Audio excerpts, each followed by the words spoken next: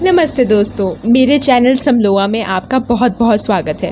मेरी बातों को ध्यान से सुनना। आप सब लोग अपनी ज़िंदगी में क्यों अटक गए हो? हर रोज़ वही चीज़ें करके, वही प्रॉब्लम्स को झेलकर और फिर उम्मीद करते हो कि सब कुछ बदल जाएगा, चेंज आएगा। आइंस्टाइन ने कहा था, पागलपन वो चीज़ है, वही काम को बार बार दोहराना और अलग अलग परिणाम की उम्मीद करना कि रिजल्ट हमें अलग मिलेंगे। तो क्या तुम सब पागल हो गए हो? नहीं ना? तो फिर बदलो। लेकिन कैसे? मैं बताती हूँ। मैं आज एक ऐसी चीज़ बताऊँगी जिससे आपकी ज़िंदगी पलट जाएगी और वो चीज़ है शब्द। यस वर्ड, शब्द। हाँ, तुम्हारे मुंह से निकलने वाले शब्द, उनकी शक्ति इतनी ज़्यादा है कि वो ना कि सिर्फ आपके दिमाग को प्रभावित करती है बल्कि यूनिवर्स को भी प्रभावित करती है।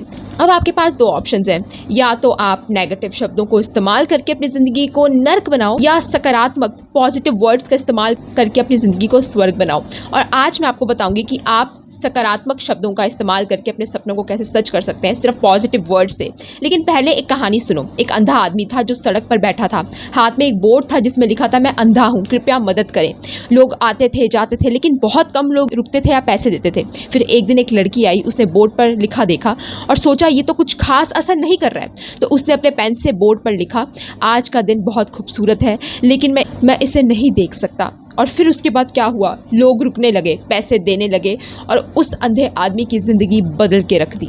देखो, वही आदमी, वही जगह, अलग शब्दों ने सब कुछ बदल दिया। तो ये है शब्दों की शक्ति, शब्दों का पावर।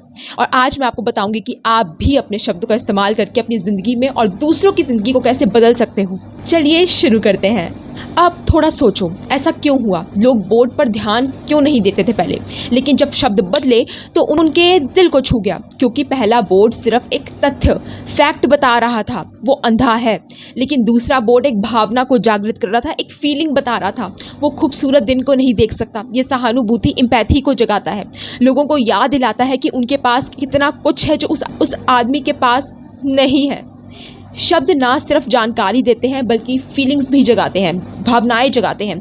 और भावनाएं ही वो चीज़ हैं हमारी ज़िंदगी को आकार देती हैं। जैसे अगर आप किसी को कहते हो तुम नहीं कर सकते तो वो उदास हो जाएगा, लेकिन अगर तुम कहते हो तुम खास हो, तुम कुछ और भी कर सकते हो, तो वह इस चीज़ से इंस्पायर हो जाएगा, मोटिवेटेड हो जाएगा, वो सैड नहीं होगा। याद है शाहरुख खान की फिल्म स्वदेश में वो गाँव वालों को प्रेरित करता है, इंस्पायर करता है और कहता है कि अपना देश बसाओ।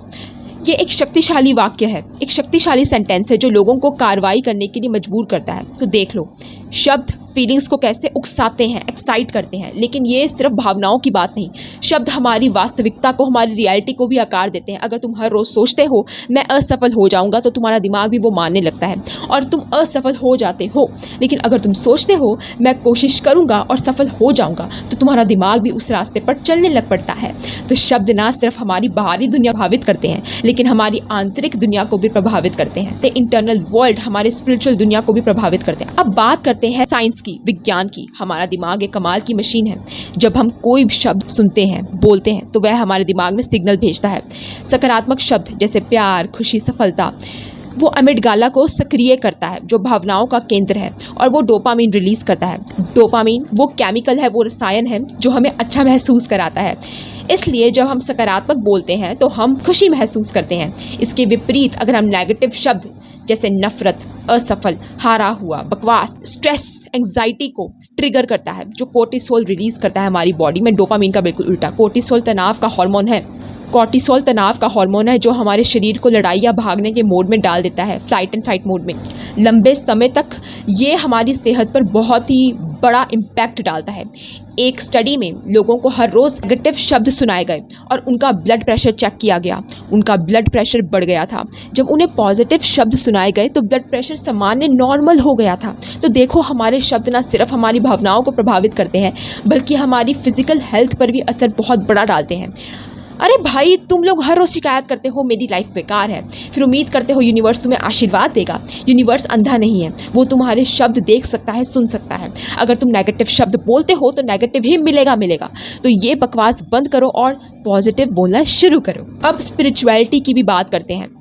हर धर्म में शब्दों का विशेष स्थान दिया गया। हिंदू धर्म में वेदों में मंत्र हैं, जैसे गायत्री मंत्र, जो स्पिरिचुअल विकास के लिए उपयोग होते हैं। ये मंत्र विशेष वाइब्रेशंस पैदा करते हैं जो हमारे चक्रों को संतुलित करते हैं।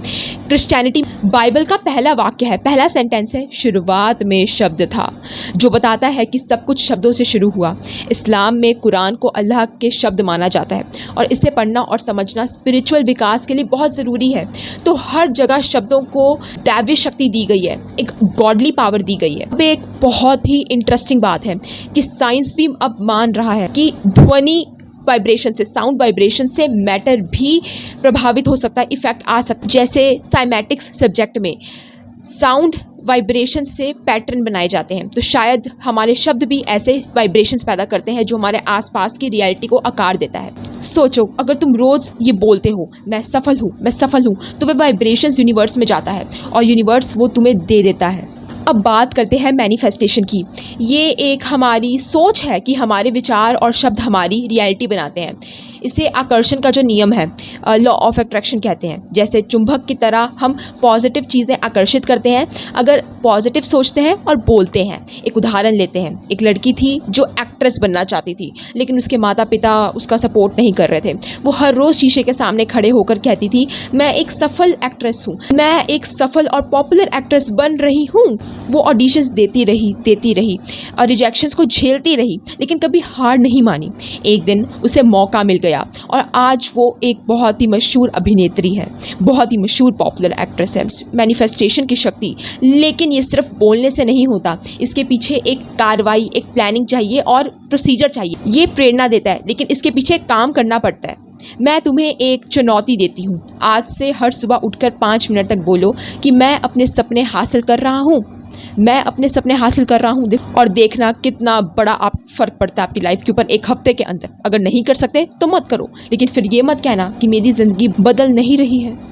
अब आप लोग सोच रहे होंगे कि शुरू कैसे करें। पहले ये डिसाइड करो कि तुम्हारी ज़िंदगी में तुम्हें किस चीज़ में क्या बदलाव चाहिए, फिर उसके अनुसार अफर्मेशंस लिखो।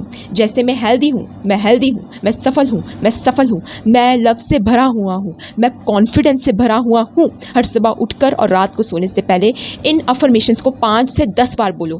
दूसरा, अपने आप को नेगेटिव बातें कहना बंद करो और दूर रखो। अगर नेगेटिव विचार आए तो उन्हें सकारात्मक में बदलो, उन्हें पॉजिटिव में चेंज कर दो, उन्हें ट्रांसफॉर्म कर दो। जैसे अगर तुम सोचते हो मैं ये नहीं कर सकता, कभी ऐसा थॉट आए तो कहो मैं कोशिश कर रहा हूँ ना, मैं सीख रहा हूँ ना, मैं सीख रहा हूँ। तीसरा, दूसरों के साथ भी पॉजिटिव शब्दों का उपयोग करो, उनके साथ पॉजिटिव बोलो। जैसे उनकी तारीफ़ करो, उन्हें पुश करो आगे बढ़ने के। ऐसा नहीं कि सिर्फ उन्हें अच्छा लगे, बल्कि तुम्हें भी उससे पॉजिटिव एनर्जी मिले। चौथा, थैंकफुलनेस का अभ्यास करो, कृतज्ञता का अभ्यास करो। रोज़ सिर्फ 3 चीज़ें लिखो जिसके लिए आप थैंकफुल हो, आभारी हो। ये भी पॉजिटिव शब्दों का एक रूप है। 5वां, सकारात्मक किताबें, positive books, positive articles, examples पढ़ो। जो तुम पढ़ोगे वो तुम्हारे दिमाग में जाएगा। तो मैंने बोला ये सब तुम्हारी लाइफ में कैसे अप्लाई हो सकता है। मान लो आपका एक जॉब इंटरव्यू आने वाला है, पहले से ही अफर्मेशन शुरू करो। जॉब पा रहा हूँ, मैं जॉब पा रहा हूँ, मैं ही सही कैंडिडेट हूँ, मैं ही इस वैकेंसी को फुल करूँगा। इंटरव्यू के दौरान कॉन्फिडेंस रखो, पॉजिटिव रहो।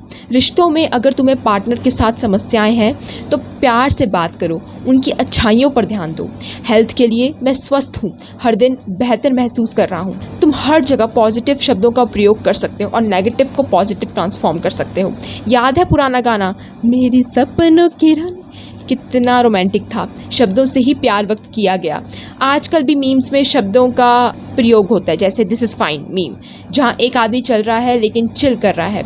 दोनों मामलों में शब्द भावनाओं को व्यक्त करता है। तो दोस्तों, ये था आज का वीडियो। मैं उम्मीद करती हूँ कि आपने सीखा कि शब्दों की शक्ति कितनी ज़्यादा होती है। अब से हर शब्द को सावधानी से चुनो और बोलो, क्योंकि यूनिवर्स हर चीज़ को सुन रहा है।